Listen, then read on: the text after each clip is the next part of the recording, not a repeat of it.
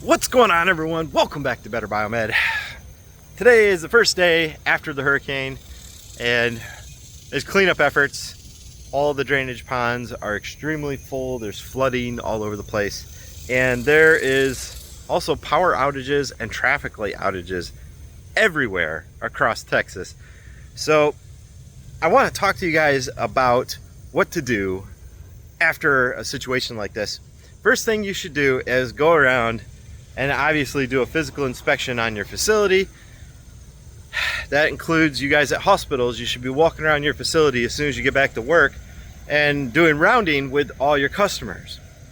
Next, what you should probably do is go to each one of the crash carts and make sure, because when there's incidents, people kind of lose their minds and they forget to do things like plug your crash cart back in. It happens. And often during an incident or a natural disaster, people will move crash carts to other departments because of leaks, etc. A whole wide variety of reasons that I've seen throughout the years.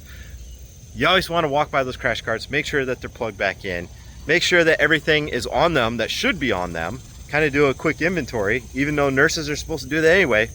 You guys know better. And check to make sure that you have power at those red outlets. See, the red and the blue outlets, they operate on something called an ATS, or automatic transfer switch. And we would like to think that transfer switches always work. They don't. And the problem being is when you kick over to generator for whatever reason, some hospitals are still on generator to this very moment.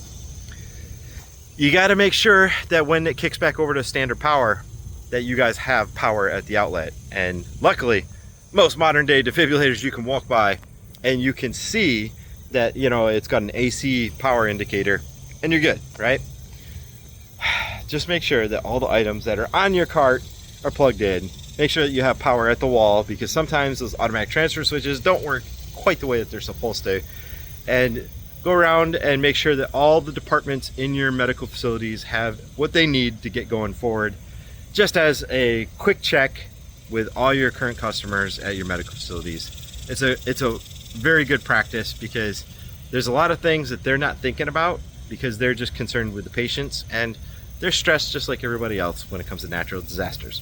So guys, just a friendly reminder, when you get back to work right after natural disasters, do rounding with your customers, see if there's anything you can do to make their lives better or to help them do business, and check your crash carts, man. All right, thanks for watching, guys.